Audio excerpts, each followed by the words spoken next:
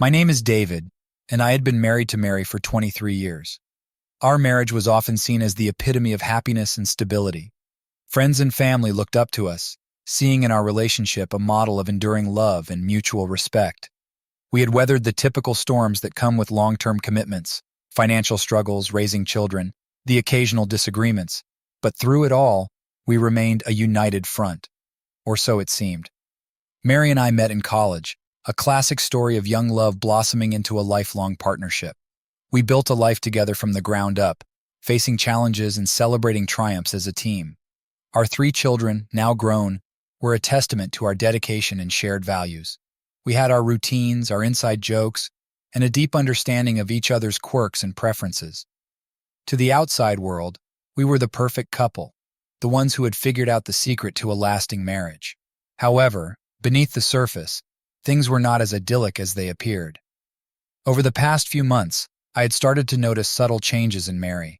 She became more distant, her laughter less frequent, and her once warm eyes seemed clouded with thoughts she wouldn't share. She began spending more time away from home, citing work commitments or social obligations that hadn't been part of our lives before. Despite my growing unease, I wanted to believe that these were just temporary adjustments, the natural ebb and flow of a long-term relationship. Yet a nagging doubt gnawed at me, a feeling that something fundamental had shifted. I dismissed these thoughts at first, blaming them on my insecurities or the pressures of middle age, but the signs were too persistent to ignore. The late-night phone calls, the whispered conversations, the way she would quickly end a call when I walked into the room, it all pointed to a secret she was keeping from me. Looking back, I realized how much I had invested in the image of our perfect marriage. It was a comforting illusion, one that shielded me from the harsh realities of what might be happening.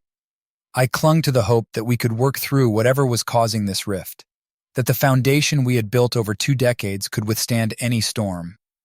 But deep down, I knew that our story was about to take a drastic turn, and the life I thought I knew was on the brink of unraveling. Mary and I raised 3 wonderful children together, and I always believed our family was strong and unbreakable. From the early days of sleepless nights and diaper changes to the later challenges of school projects and teenage rebellions, we navigated it all side by side. Our home was filled with laughter, love, and the occasional chaos that comes with raising kids. We created traditions that bonded us: Sunday morning pancakes, annual beach vacations, and holiday gatherings where our extended families would come together in a joyous celebration. Each of our children brought their own unique personalities and talents to the table. Our eldest, Emma, was the academic achiever, always buried in books and driven to excel. She recently graduated from college with honors and started her career in a prestigious law firm. Our middle child, Jake, was the athlete, constantly on the move, participating in every sport imaginable. He had a natural talent for soccer and was now playing at a collegiate level, with dreams of going professional. Our youngest, Grace, was the creative spirit, spending hours painting, drawing, and expressing herself through art. She was still in high school but already showing promise with her artwork being featured in local galleries. Through all the ups and downs, Mary and I stood united. We prided ourselves on our ability to communicate, to work through disagreements, and to present a solid front for our children. We were partners in every sense of the word, balancing work, parenting, and maintaining our home. Mary's nurturing nature complemented my more practical approach, and together we created an environment where our children felt safe, loved, and encouraged to pursue their dreams. Our friends often commented on how lucky we were and how perfect our family seemed. I took great pride in these compliments, believing that our hard work and dedication to each other were evident to those around us. We were the family that hosted backyard barbecues, attended school functions together, and cheered from the sidelines at every game and recital. I believed that our bond was unbreakable, forged through years of shared experiences and mutual respect. Looking back now, it's almost painful to think about how certain I was of our unshakable foundation. I truly believed that nothing could come between us, and that our love and commitment were enough to withstand any challenge. Our family was my greatest achievement, the center of my world, and I couldn't imagine life any other way. Yet despite this seemingly perfect picture, there were cracks that I failed to see, signs that I chose to ignore in my confidence that our family was impervious to the troubles that plagued others. Several months ago, I began to notice changes in Mary's behavior that I couldn't quite put my finger on. She started to distance herself from me, both emotionally and physically. Our once frequent and intimate conversations became sporadic and shallow, filled with mundane details rather than the deeper, heartfelt exchanges we used to have. The laughter and warmth that defined our relationship seemed to be fading, replaced by a growing sense of detachment that I couldn't ignore. Mary began spending more time away from home. At first, it was just the occasional late night at work or an impromptu dinner with friends, but gradually, it became a regular occurrence. She would leave early in the morning, citing early meetings, and return late at night with vague explanations about her whereabouts. Our weekends, which were once reserved for family activities and couples time, were now often disrupted by sudden plans and unexplained absences. When I asked her about it, she would brush it off, saying she was just busy with work or needed some personal space. I tried to rationalize her behavior, telling myself that she was probably just going through a phase, maybe dealing with stress or seeking a bit of independence. But deep down, I knew something was wrong. There was a growing gap between us, one that I couldn't bridge no matter how hard I tried. I found myself alone more often, eating dinner by myself, watching TV in an empty living room, and going to bed without her by my side. Mary's demeanor changed as well. She became more guarded, often lost in thought, and seemed to be preoccupied with something she wasn't willing to share. Her once warm and affectionate nature turned cold and distant. I would catch her staring off into the distance, her mind somewhere else, and when I asked her what was wrong, she would just smile weakly and assure me everything was fine. But I knew better. There were other subtle signs that something was amiss. She started dressing differently, paying more attention to her appearance than usual. New clothes, a different hairstyle, and an increased interest in makeup, all things that hadn't been a priority for her in years. She was also more secretive with her phone, keeping it close and often stepping out of the room to take calls or respond to messages. These changes, though seemingly minor, added up to a larger, more troubling picture. I felt a growing sense of helplessness and frustration. The woman I had known and loved for over 2 decades was slipping away, and I didn't know how to stop it. I missed the intimacy we once shared, the easy comfort of being together, and the certainty that we were each other's best friends. Now I was left with doubt and confusion, wondering what had changed and why she seemed so determined to shut me out. My suspicions grew when I began noticing strange calls and messages that Mary received late at night. It started innocently enough. Her phone would buzz after we had gone to bed, and she would quickly glance at the screen before muting it. At first, I thought nothing of it, assuming it was a work-related issue or a friend needing advice. But as the frequency increased, so did my unease. One night, as we lay in bed, I noticed Mary's phone light up with a message. She glanced at it, her expression briefly shifting to one of concern, or perhaps guilt before she turned away from me and responded. When I asked who it was, she simply said it was a colleague needing help with a project. But the explanation felt rehearsed, lacking the casual honesty we once shared. The late-night calls were even more troubling. She would leave the room, her voice low and calm, making it difficult for me to hear what she was saying. On several occasions, I woke up to find her gone, only to discover her in the living room or the kitchen, speaking softly into the phone. When I approached her, she would quickly end the call, offering vague excuses about work emergencies or friends in crisis. These incidents began to pile up, creating a pattern that I could no longer ignore. The secrecy, the furtive glances at her phone, and the sudden need for privacy all pointed to something more than just work stress. I tried to give her the benefit of the doubt, reminding myself of the trust we had built over 23 years of marriage. But the doubt gnawed at me, growing stronger with each passing day. I started to pay closer attention to her behavior. Mary was careful, almost too careful, about keeping her phone close. She would take it with her everywhere, even into the bathroom, and never left it unattended. This was a stark contrast to the way things used to be, where her phone would casually lie around the house, accessible to anyone. The change was too significant to ignore.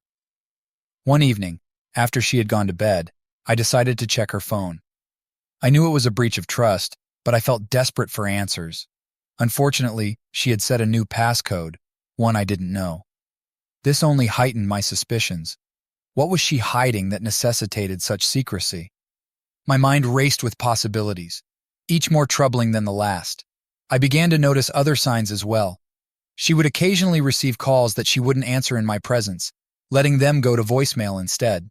When I asked about them, she would brush it off, saying it was spam or telemarketers, but her tone was always slightly off, her explanations too quick and too neat. My heart ached with the growing realization that something was very wrong. The woman I had shared my life with for so long was becoming a stranger, shrouded in mystery and deceit. I wanted to confront her, to demand the truth, but I also feared what I might discover. The trust that once formed the bedrock of our relationship was eroding, leaving me adrift in a sea of doubt and suspicion. One evening, I made the difficult decision to follow Mary when she told me she was going out to meet friends.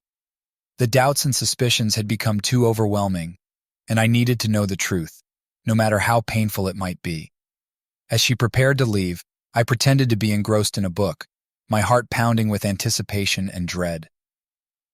Mary left the house around 7 p.m., dressed a bit more elegantly than usual for a casual night with friends. I waited a few minutes before grabbing my keys and heading out the door, making sure to keep a safe distance behind her car. The quiet suburban streets, normally so familiar and comforting, now felt eerie and oppressive as I trailed her. Instead of heading towards the usual hangouts where she met her friends, Mary took a different route. My heart sank as she drove further away from our neighborhood, heading towards the city. The drive felt interminable, every turn amplifying my anxiety.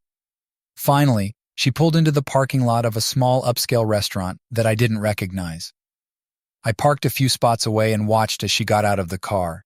To my dismay, she wasn't meeting a group of friends but a single man. He was waiting by the entrance, and as soon as he saw her, he smiled and embraced her warmly. My chest tightened at the sight, the truth hitting me like a punch to the gut.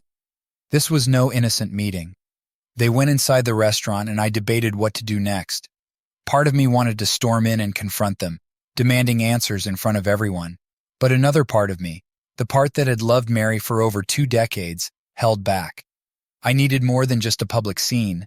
I needed to understand what was happening and why. I decided to follow them inside, hoping to find a seat where I could observe without being noticed. The dimly lit restaurant provided just enough cover. I took a table in the corner, partially hidden by a large potted plant, and watched as Mary and the man were seated at a cozy, intimate table by the window.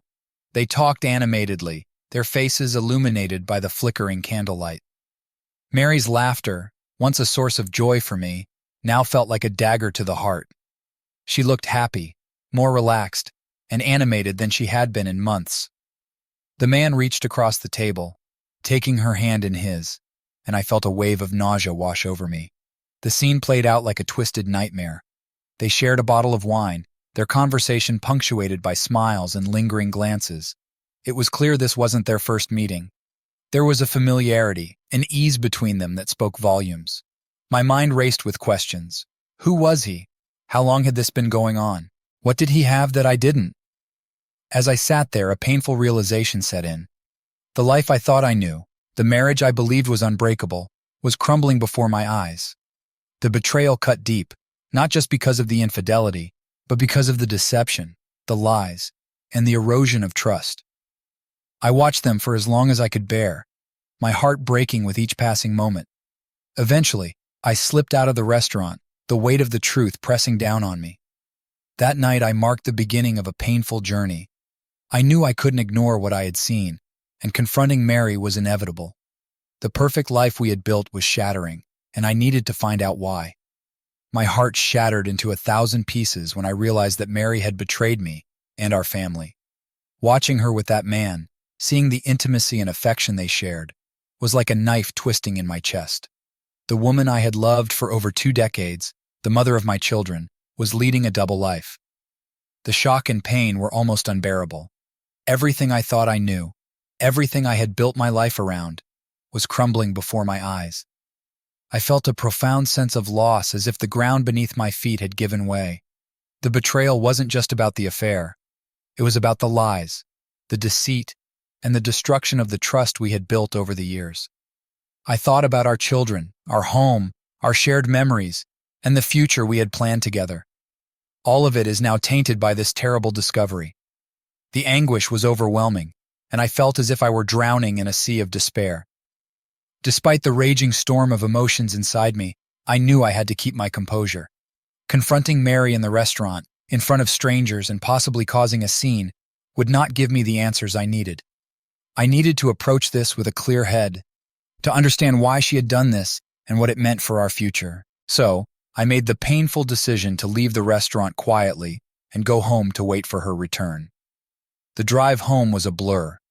My mind raced with thoughts and questions, each one more painful than the last. How long had this been going on? What did this man mean to her? Did she still love me, or had our entire marriage been a lie? I couldn't shake the image of them together, the way she laughed and looked at him with such warmth. It was a stark contrast to the distant, cold demeanor she had shown me over the past few months. When I arrived home, the house felt emptier than ever. I sat in the living room, the silence oppressive and suffocating. Every tick of the clock felt like an eternity as I waited for Mary to return. My thoughts continued to spiral, a mix of anger, sadness, and confusion. I knew this confrontation would change everything, but I needed to hear the truth from her. I needed to understand why she had done this and what it meant for our family. Finally, I heard the sound of her car pulling into the driveway. My heart pounded in my chest as I braced myself for what was to come. The front door opened and Mary walked in, looking surprised to see me still awake. Her smile faded when she saw the look on my face, and she seemed to sense that something was wrong. I stood up, taking a deep breath, ready to face the painful reality that awaited us both. When Mary returned home, I was waiting for her in the living room. The moment she walked through the door, I could see the surprise in her eyes at finding me still awake. Her smile faltered as she noticed the tension in my posture and the seriousness etched on my face. I stood up, feeling a mix of dread and determination, and faced her head on. "Mary, we need to talk," I said, my voice steady but filled with the weight of what I had to say.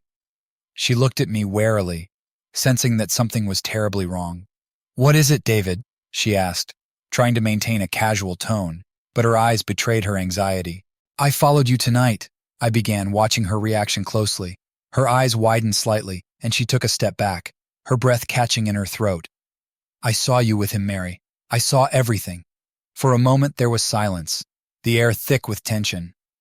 Mary looked away, her face pale, and I could see the gears turning in her mind as she realized there was no point in denying it. She took a deep breath and met my gaze, her expression a mix of resignation and sorrow.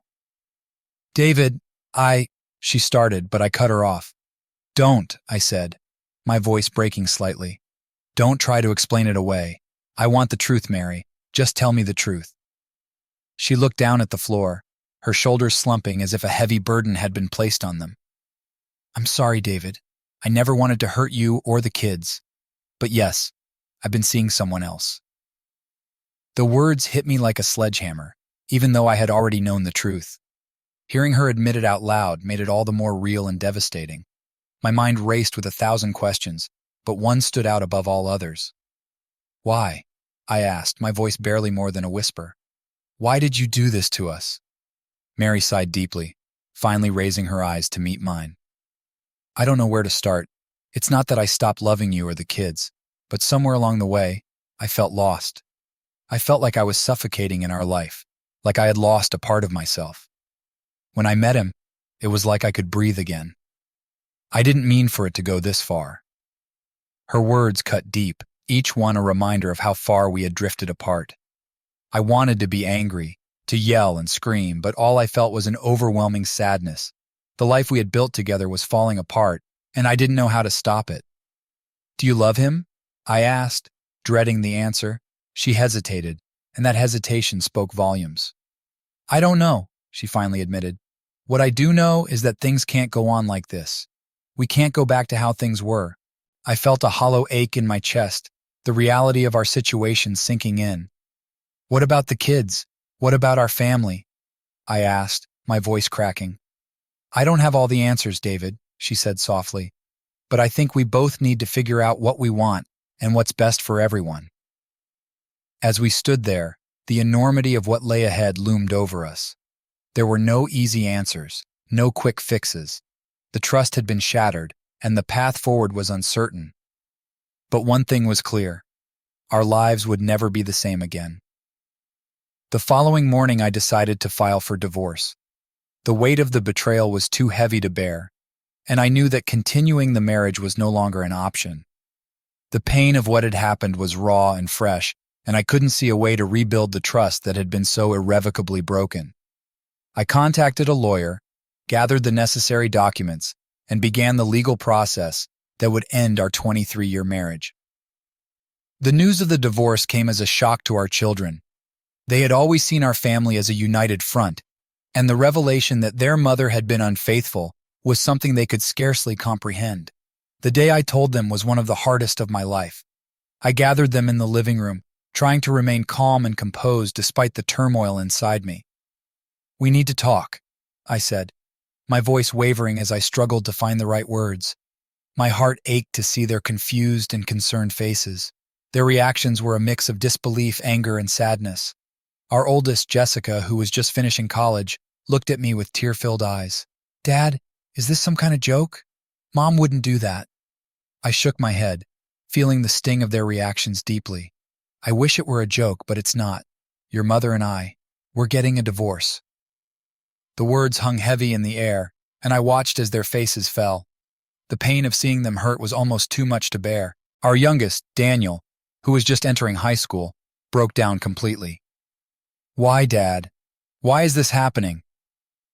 The questions and emotions poured out of them, each one a reminder of the family we once were and the pain we were now facing. I tried to answer their questions as honestly as I could, though I struggled to find the right words.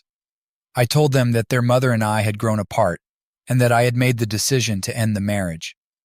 I also assured them that this wasn't their fault and that both their mother and I loved them very much. Mary was no less affected by the news. She tried to explain her actions to the children, but her explanations were met with anger and tears. The gulf between her and the kids seemed to widen with each passing day. Their once strong bond was now strained and fractured, a casualty of the choices she had made. As the divorce proceedings began, the process was emotionally draining. The legalities, the separation of assets, and the adjustments to our new lives were overwhelming.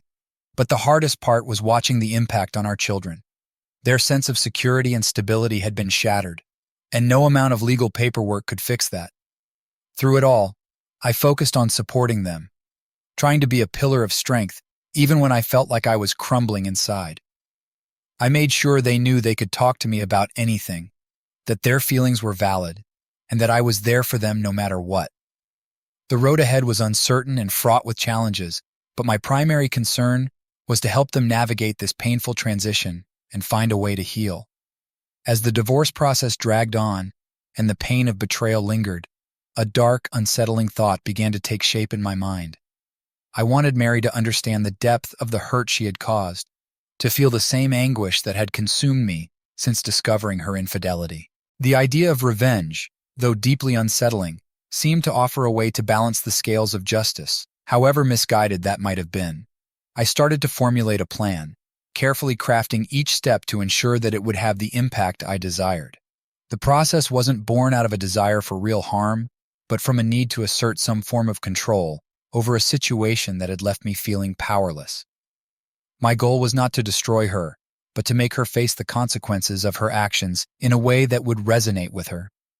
First, I began by gathering evidence of her affair.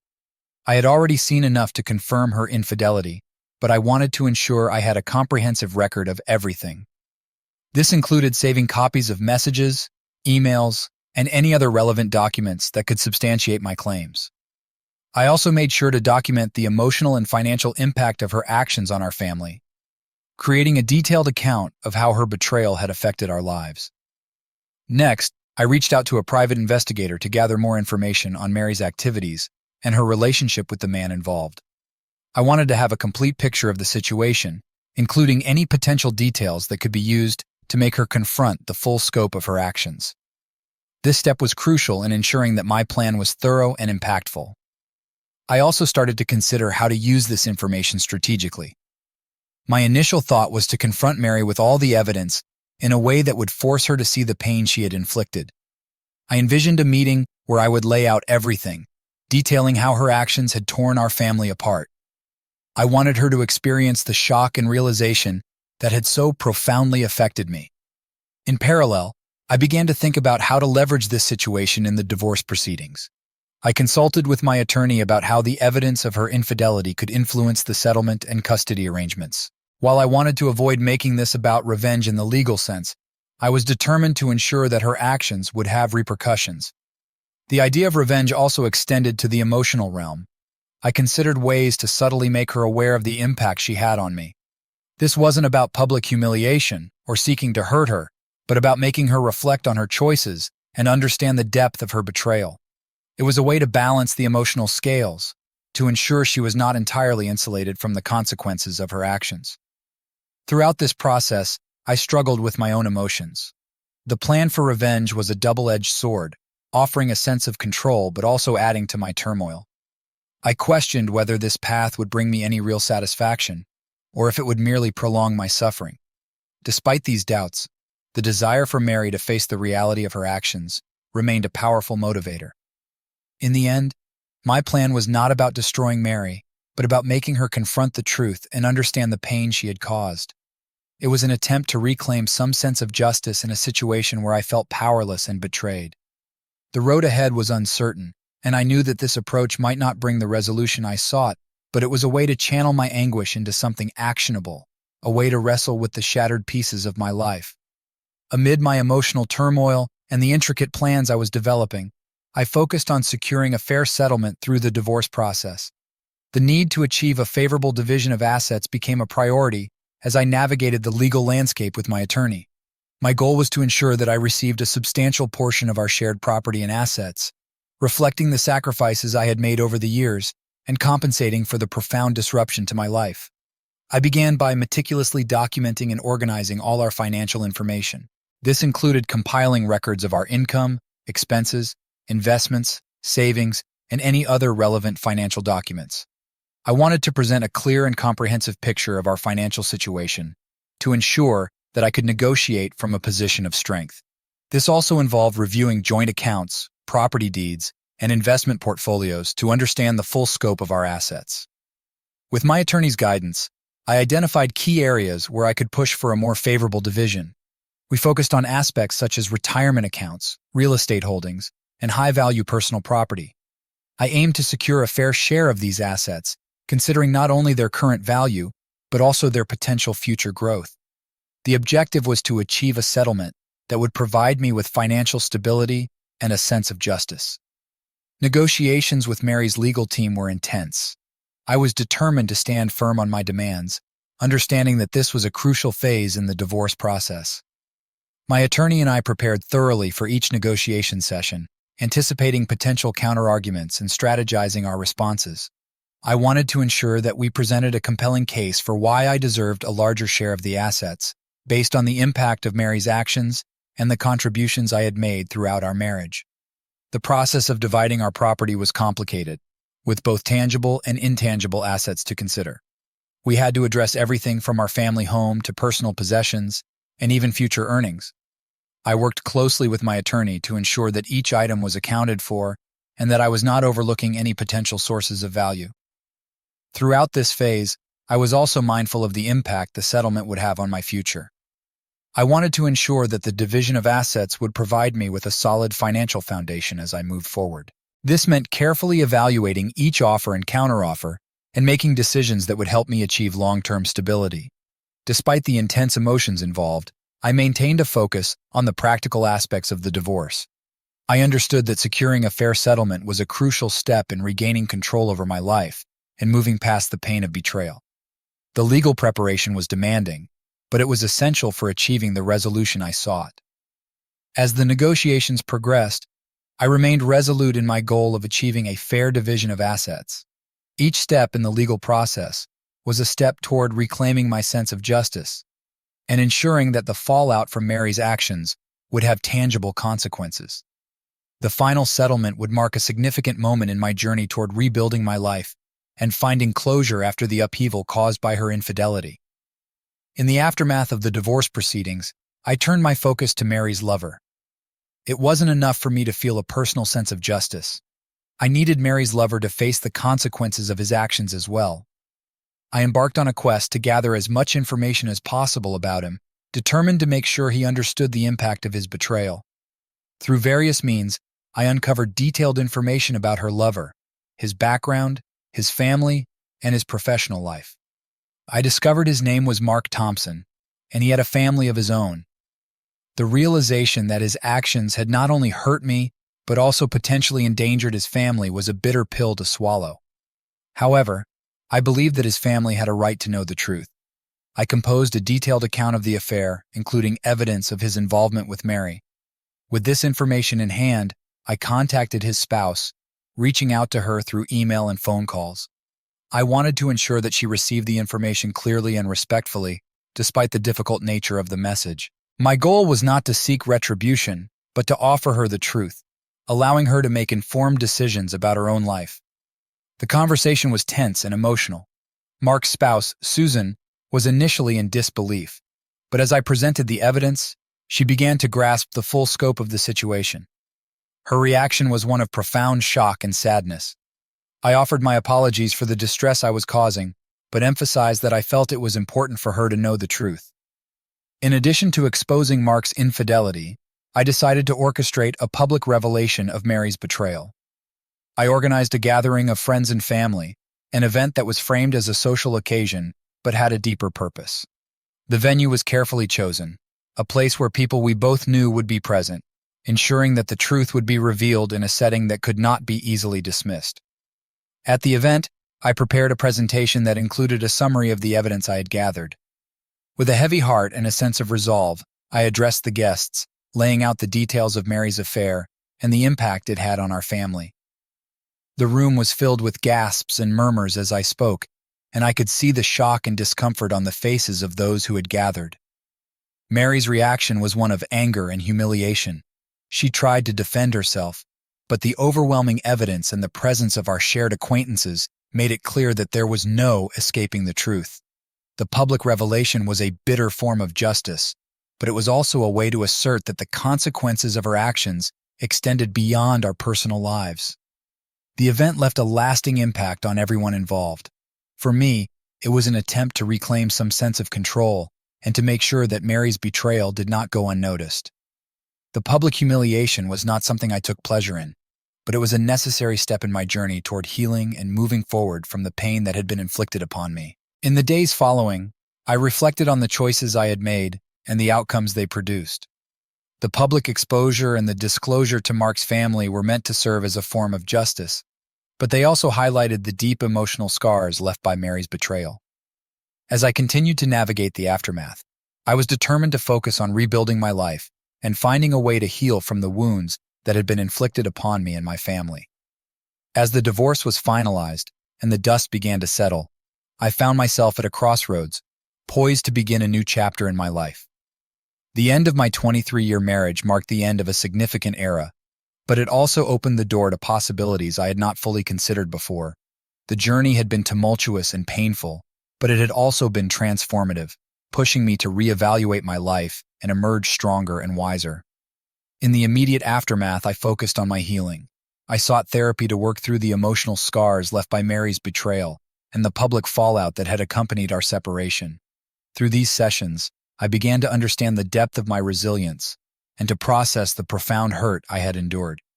It was a slow and often challenging process, but each step forward was a victory in its own right. With time, I started to rediscover my own interests and passions, ones that had been overshadowed by the demands of a long-term relationship and the pain of its dissolution. I re-engaged with old hobbies and explored new ones, finding solace and satisfaction in activities that I had once enjoyed but had set aside. Whether it was taking up painting, joining a local hiking group, or volunteering for causes I cared about, each new endeavor was a step toward rebuilding my sense of self. I also made a conscious effort to reconnect with friends and family. The support and understanding I received from those around me played a crucial role in my recovery. Rebuilding these relationships helped me to feel less isolated and to regain a sense of community and belonging. The connections I nurtured during this time became a source of strength and encouragement as I navigated the challenges of my new life. Financially, I worked diligently to stabilize my situation. The divorce settlement provided a foundation, but it was up to me to manage my resources wisely and plan for the future. I consulted with financial advisors to ensure that I was making sound decisions and setting myself up for long-term stability. This practical aspect of my recovery was essential in helping me regain a sense of control over my life. Reflecting on the past, I came to accept that the pain and betrayal I had experienced were part of my journey. While I had taken steps to expose Mary's actions and sought a measure of justice, I realized that true healing came from within. The focus shifted from the need for revenge or vindication to a commitment to my growth and well-being. As I embraced this new phase of my life, I did so with a renewed sense of purpose and clarity. The experiences of the past have made me more self-aware and resilient. I approached life with a greater understanding of what truly mattered to me and a deeper appreciation for the strength I had discovered within myself. The final chapter of my marriage had been written, and I had come out the other side. Though the scars of betrayal will always be a part of my history, they no longer define my future.